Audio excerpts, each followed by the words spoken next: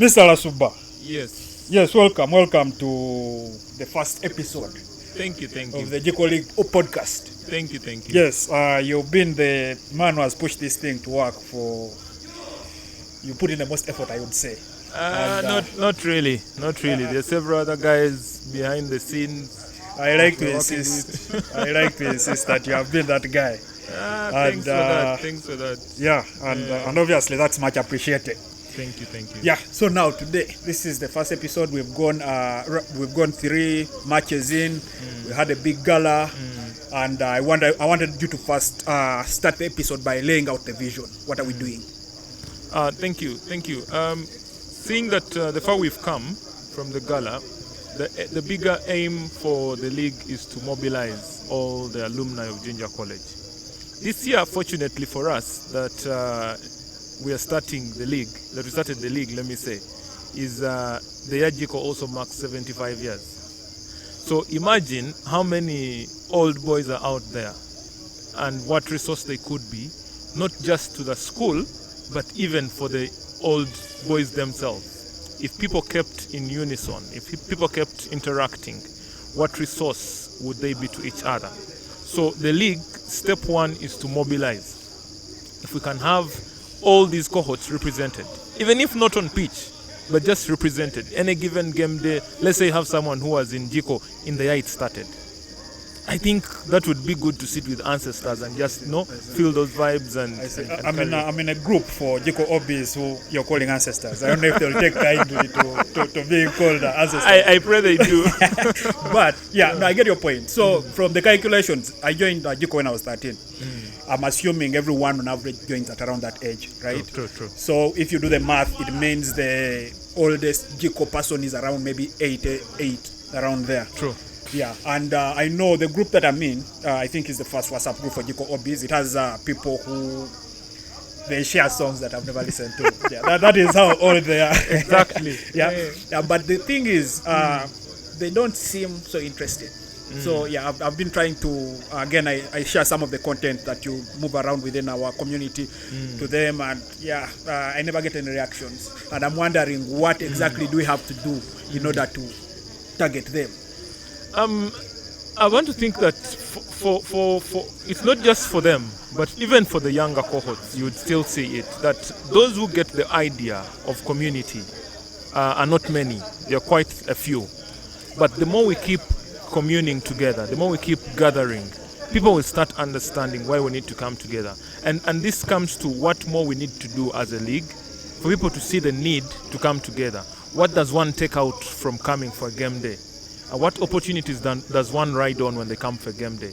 I think if people start seeing these things, then they will see the need to engage in some of these activities. So I think for the older guys, it's just more to keep appealing to them to just show up, because either way, even then, they are the ones with the bigger opportunities. Some of them are the ones bankrolling what we hope to bankroll in the nearby future. So if we can just keep interesting them, have them engage, but I think also more strategically, if we can look at bringing in some of the people they think they can rub shoulders with, and they're not just coming to be amongst kids. And if someone who's 88 is coming to meet with another guy who's maybe 80, they share similar challenges probably than meeting with a guy who is 25, 22. Yeah. So yeah, first talk a little bit more about these opportunities, right? So I'm 88. Yeah, my days of playing football behind me. True. I come. Yeah, I mean, one day it makes sense to come and look at the boys who have passed through the same path as I have. True. I think it makes sense, but why would I come back for the second day? What is that kind of opportunity you're talking about? So right now I may not clearly spell it out, but let's say you come for a given game day, but you are a guy who's running maybe a franchise or a business, and maybe you're finding some struggles here and there. But when you come, you get to share what it is you're doing. And maybe there is someone within the Jico community then who can have the medicine, or who has the medicine to your challenge or to that problem. Let's say it could be even, let's say 88 or 85. But then you're struggling with a given ailment. But then we have doctors in the community. Yeah, we have what other category can I say? Maybe you're into projects. Yeah, we have engineers on board, and all these things. And then it gives you the opportunity to just, rub shoulders and maybe share and get that free counsel, free advice that you maybe would be paying for given elsewhere. But then also going forward, it could be just investment opportunities. You could be stuck, let's say, with some cash. You're wondering what to do with it. But then there are these young guys who can, just say, there's this you're hoping to do. And then you just bankroll them and you ride on the benefits of the venture. So I think opportunities are quite many. Since it's season 1, we're just figuring out a few pieces and bits here and there, but I think there's quite a lot we can harness out of 75 years. Mm-hmm. There's quite a lot. Yeah, no, I agree. And maybe to even to throw some more light on that, the vendors, people were supplying a lot of the services here are OBs, right? True. And even for services where we don't use OBs, I think we prioritize the OBs over sort of the other people that we are considering right now. So yeah, if you're an OB, we pull around, maybe each mic day we pull around 500 people. True. And if you're an OB and you have a service that you think, at least 10% of those people can use, it would be... Why not? Yeah, exactly. Why not? Yeah, just true. come one match day, observe, see what the vibe looks like. True. And if that makes, and if it sounds like an opportunity, you can find lucrative, you can True. chase. Yeah. True that. No, that's interesting. Okay, let's leave the old people alone. Let's talk about match day. Yes. You man, your team is the last on the table. Yeah, and I want to whoever will edit, I hope they can put the table at this point, because this man's yes. First, tell me, man, why are you not embarrassed? Why are you the guy in the camera yet you have the last team on the table? So you see, to us, the Jico League is not really about winning each game. It's about the fun. So and I should say, one of my colleagues keeps saying, we are where we are intentionally. Yeah. Now let me tell you what it has done for us. When we came for the league, for the gala, we put up a good fight. Yeah. And guys are charged for the league. So league starts, and guys are a little cold on starting and all that stuff. And so game day 1 comes. The games we thought, okay, this one should be a walkover. We don't get the points. Game day 2 comes. We don't get the points. Yeah, I think game day 2, we performed well, but then I don't want to sound like someone who is. There was a contention on one goal. We will understand since you're at the bottom of the table. We can understand if you are your grievances. There was that contention, but I think for us, we ride on some of those challenges. There is a pride that the cohort holds. We know where we are supposed to be, but we are not there. So each result for each game day pushes us back to tell the guys, look here, guys, we are at the bottom of the table. Yeah, probably we could even fall off the table. Yeah, that's what I'm thinking after tomorrow's match. But each of those results gives guys more reason to show up. If you've studied or watched the trend of our cohort, is that each game day our numbers swell each game day, and I think for us that is more important, communing with each other than actually winning. Yeah. Winning is a bonus for us, but if we can come together, we've seen changes happen that on a weekly now we meet, things that have not been happening. On a weekly we meet, and after we do a training session, we have a talk as guys. So I think for us that is a win. So we may be at the bottom of the table in terms of game, but in other game we are doing well. Yeah, I see. Because I was going to talk about training. I was supposed to come yesterday to train, but then I got WhatsApp clips of again your people they were just learning how to kick the ball. So it's understandable. For the next game day, history will prove whether we learned or we're just still learning. I see. Yeah. Okay. So now let's talk about the community part. Yeah. So the big part again, the big motivation. I was one of the people who pushed for the league to kick off. And the big motivation again is get people together. The opportunities will show up. But even for my cohort, it has been a struggle to convince people. So most people who come, especially from my cohort, are people who are interested in football, right? So we have, for example, a captain, Nenya. Yeah, he will try to push. He'll give people, individual calls. Hey, you come. You show up. Even if he's not going to field you, he will promise you, and then you come. And 1 minute. Yeah, and then he won't field you. But the point is, people who know for sure that they are not coming to play, it has been a very big struggle for us to reach out to them. We had a big number. I think your cohort, the Scorpion Kings, have the biggest numbers, at least from the video footage I saw from last match, from the last match day. But at the gala, we had the biggest number, right? And people had a lot of fun, but I could tell from the gala that most people preferred that to be a one-day thing, like a thing that they come, they throw themselves out, and then they go and forget. Maybe after like 5 years, again, we do something something similar. But, I'm seeing for your team, I'm seeing for the collegians as well, you've been able to mobilize match after match, getting the numbers to sort of double almost. What were you communicating to the people to keep them interested? So, like I mentioned earlier, maybe before we even get to that, I just want to mention that in case they put up the the table, this team that we're talking about is Mbocha. That is. No, we just want to show the last team. We don't have to. If you're not the last, at least you've done some work. But just to say, so what we're doing really is. I think for us, beyond the game day is like the icing. But midweek or midway the week when we meet for games, we've had opportunities to just talk about life, the struggles of life. So you see, the thing is, amongst your cohort, you could have people who are looking at you and saying, this guy has not struggled a bit in life. It's been a whole smooth journey. But then when you sit down and share your story, where you are and what you are doing and what you're going through, for many people it's a wow. They're like, okay, we didn't know this was happening. And so I think being real for some of these has helped us see these numbers grow. And also I've seen in one of the recent ones, we had guys who are not with us in O level but joined at A level. They joined in, and then we had that discussion, and guys are like, okay, this is man to man. As guys, we rarely talk about life and stuff. True. We just come, I'll be happy to see you. Hey man, you're smiling. But the hassles you're going through, I really don't understand.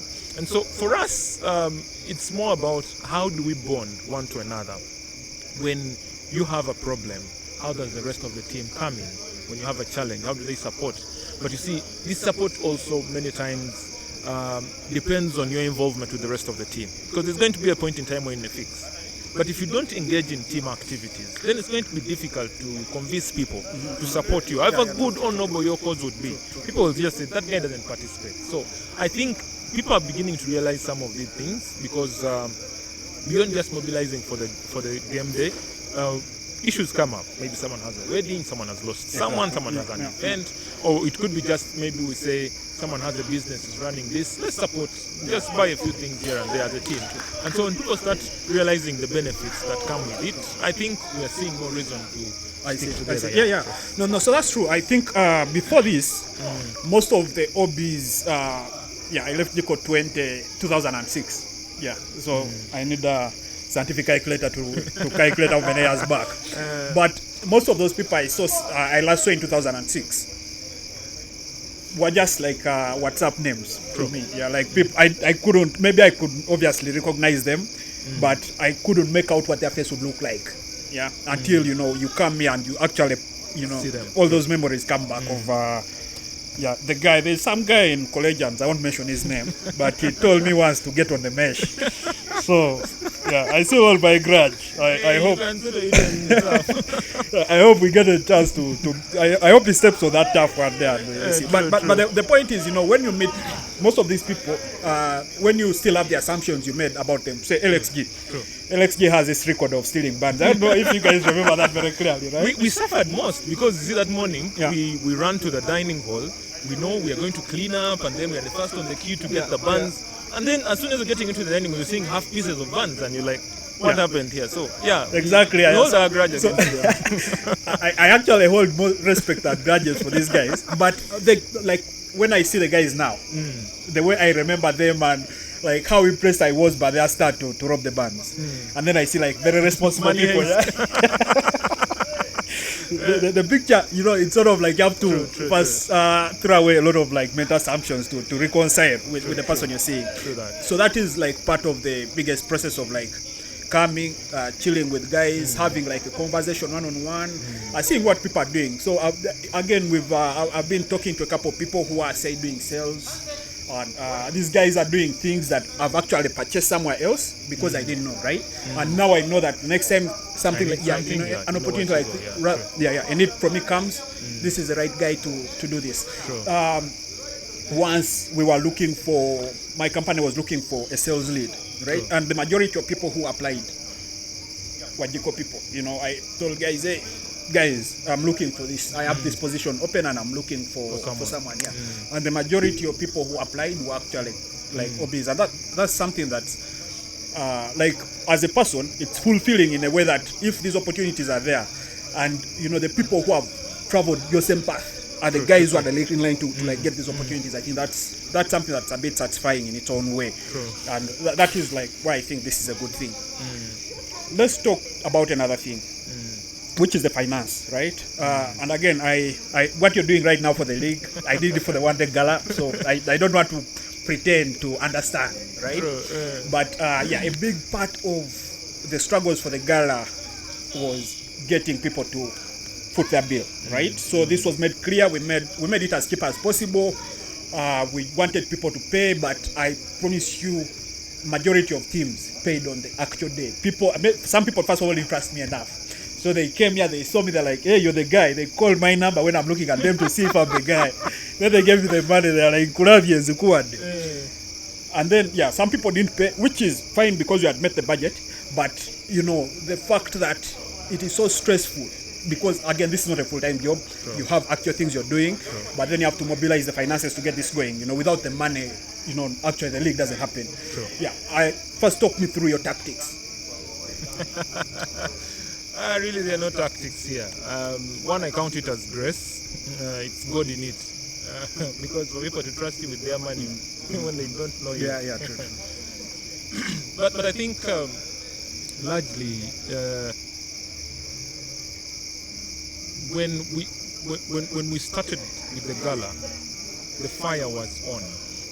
Yeah, it was ripe to just plunge in there. When someone has dipped the hand in the pocket, you just keep on with what will keep the hand in the pocket. You don't wait for them to take it out then say put it back in. So I think that in a way worked in our favor, such that people now realize, okay, we need to get going. But even when we made that move to slice the budget, run from the initial 2M to 1M, let's just do the basics. Let's come and play, have fun, be happy, commune and stuff like that. I think people now saw the need. And also, I think the other element was allowing people to start with what they have. Because then people appreciate that you're being understanding, and not just wanting 100% to start. But I think the other element also is I think after each game, the accountability given, people try to see where the money is going and how it's going. I think that has also helped in a way, because I've received some compliments from people who are appreciative. They realize the struggles to keep the budget as lean as possible to be able to handle it. And personally, on my end, as the person keeping the money, it's a big hassle. I had to, when people were sending in money, I had to be clear to guys the lines to send to. You may know my other numbers, but don't send to that number, because that number is for tomatoes. True. The money may particular buy number Pampers, that has discipline to it. So I think that in itself as well has helped a big time, because then I do my best to keep that number away from me as much as possible. Only access it when I'm getting to game days. And I think that has helped a bit, because then I know what is not mine is not mine. But if you send money on my line, I remember the previous game day someone walked to me and said, I have some money from my cohort. I want to give you. I said, how much? He said 100K in cash. I said, please go and send it. You had deposited on the number. Because money is money. It's fluid. That makes sense. Sure. Let's also talk about the other sources of money, right? So not money necessarily, but sources of support, right? I know, for example, Yunus, the guy of Track 24, Track 24. I keep confusing the name of his company. Track 24. He's giving us a discount on the pitch. Not only that, but he's sponsoring some of the teams also to play, especially the younger cohorts who are struggling more than the older cohorts to raise the money. There's a company called Purifier that's providing refreshments for free water during match day. There is a company called S-Line Motors that's helping us with the branding, right? And what S-Line Motors is doing, what they do is they service cars and they sell new cars and they do Western cars. So they're trying to get us there. But you know, like still, let's talk about how, you know, like how much that extra support has helped us sort of. First and foremost, I should start by commending all our partners that have come on board.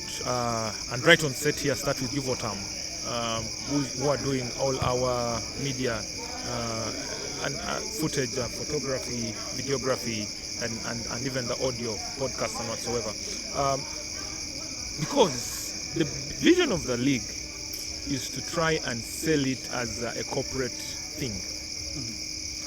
If we are going to get the league onto, let's say, the main media outlets, that means our quality of output needs to be good.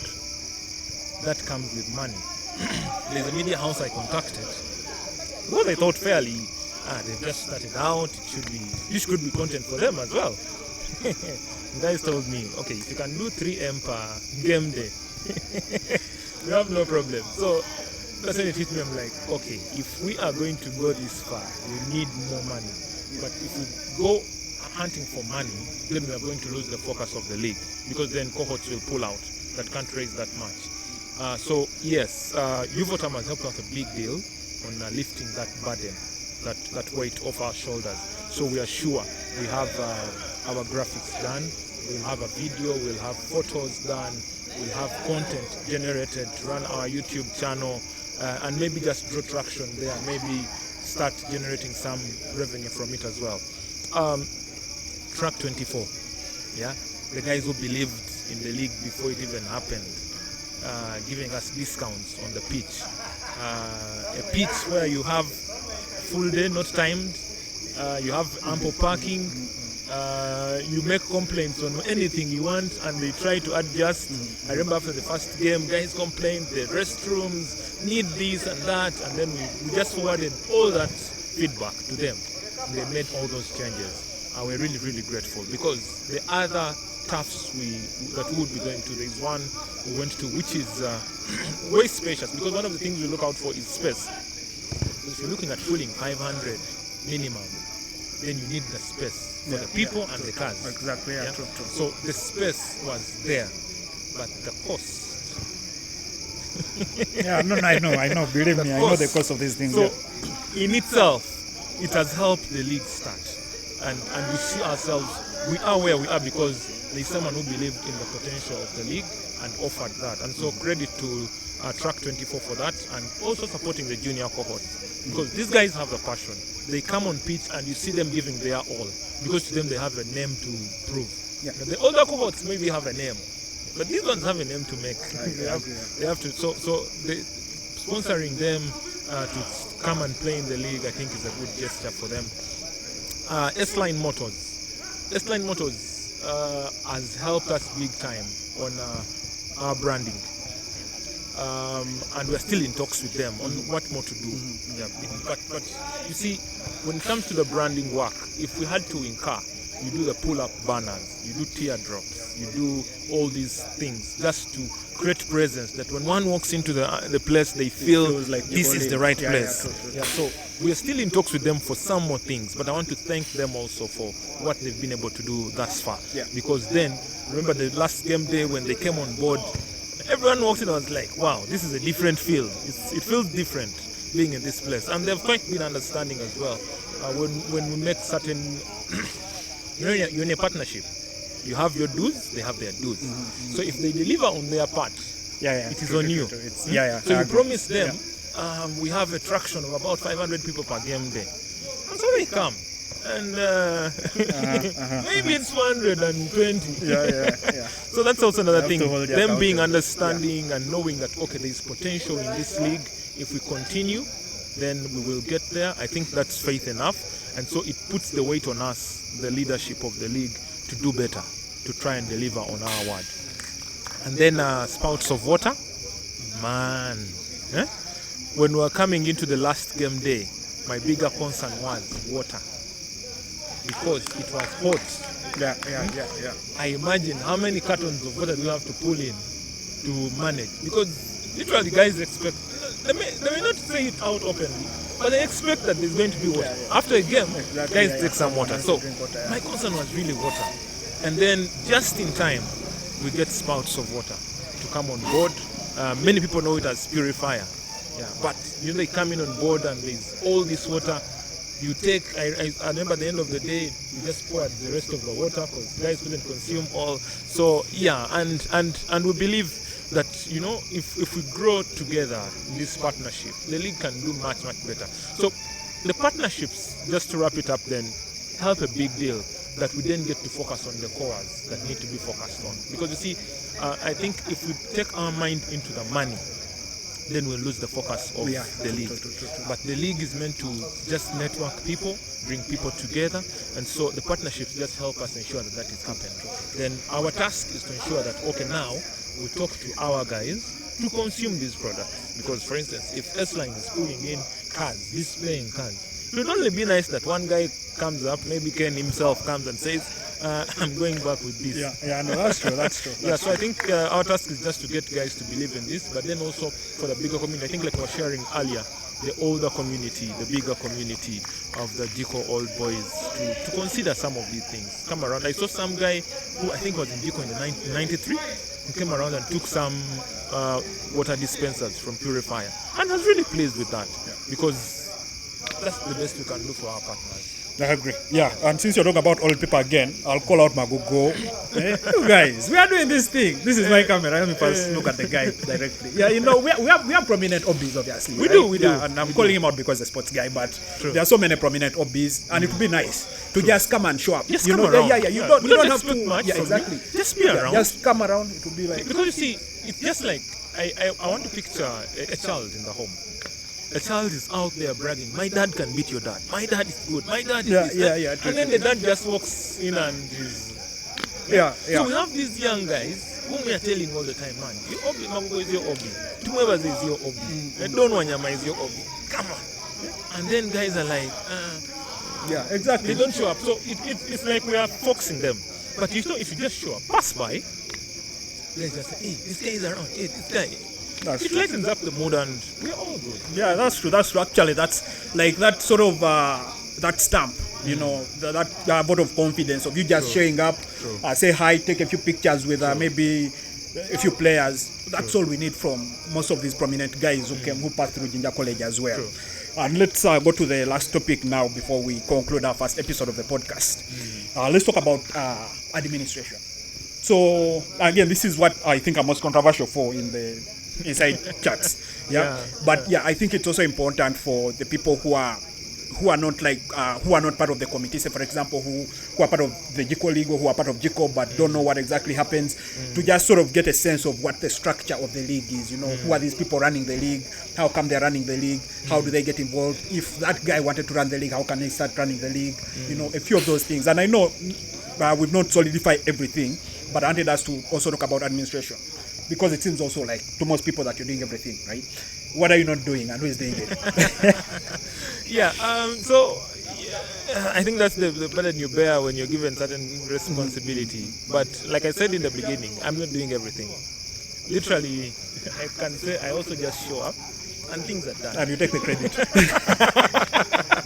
But first and foremost, I must commend the cohort representatives. True. The league solely rides on their shoulders. We can sit and set the date and set the venue and everything. But if the cohort reps don't bring in their members, you'll have no games. Yeah. So solely, entirely, even the financing, cohort reps, thanks to you guys, you make the league what it is. Yeah. And also maybe it's actually the best time to mention that if you're interested in being part of the committee, that is the path to the committee, becoming a representative for your cohort. For you to get to the committee, you must start by being a cohort rep.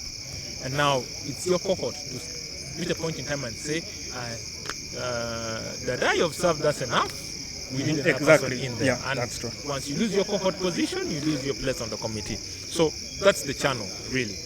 And then in the committee, there's another team that was identified as the core executive that does the day-to-day running. Yeah. and I must commend them for the work. Yeah, you have the finance, you have the treasurer. Let me use the right words that I use. The treasurer, you have the vice, you have the mobilizers. Yeah, allow me mention Ronald. Yeah, Ronald, that's the other guy. Okay, you two guys. Basically, these are the things people tell you about the committee don't exist. It is Lasuba and Ronald who are doing all the work for us. Not really. I want to emphasize it is true. It is true. It doesn't look like it. It is. So, it is what it is. Yeah. So because then again, you see, when we're making decisions, usually we have all the cohort reps have one WhatsApp group. So when it comes to decisions, you throw the idea on the WhatsApp group, and then you get 1,000 views on this. And so you have to sort out the outstanding ones, and then sieve them now with a smaller team now. Just saying, okay, they wait guys, from the chaff. Yeah, you're like, okay, guys, this is what is going on. What do you think? How do you think we should channel this? Because this is the opinion, but how best do we bring it out? How do we handle it? And so I'd like to thank that committee now that helps to, polish everything. Because at the end of the day, if we have 14 teams, yeah, those are 28 reps, yeah, plus ex-officials, we're about 32. If you take, I think I should also say this now, if you took 3 hours minus checking the group WhatsApp, I agree. Yeah, I agree totally. Yeah. I have to You're confess. going to have a burden of catching up with the chat. Yeah. And so literally these days, I'm more like, okay, this is going on. True. You just need to know what's going on so that you know, okay, I may not respond to it now, but it already starts forming. Yeah, this conversation in mind, because conversation is going on back and forth.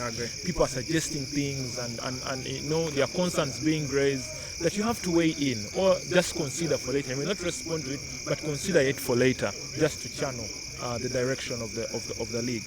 And so I must commend each and every one.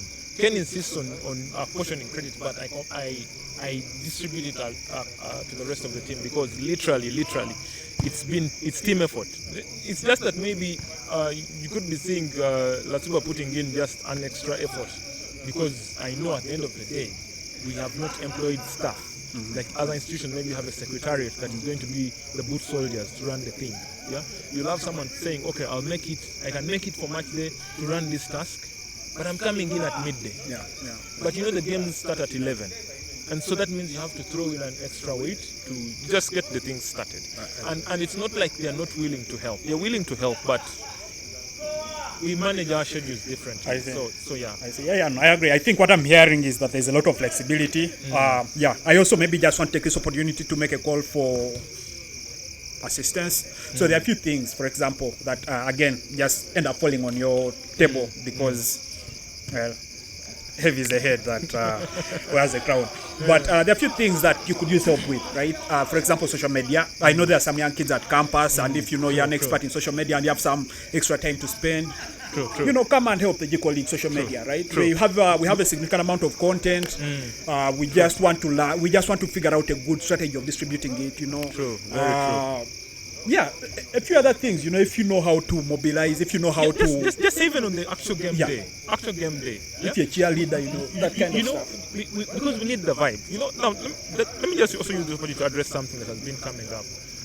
When people say we never see our photos used for posters, we never see... And the thing is this. When the camera guy comes and there is a cohort that is more hyped up, he's going to take their shots.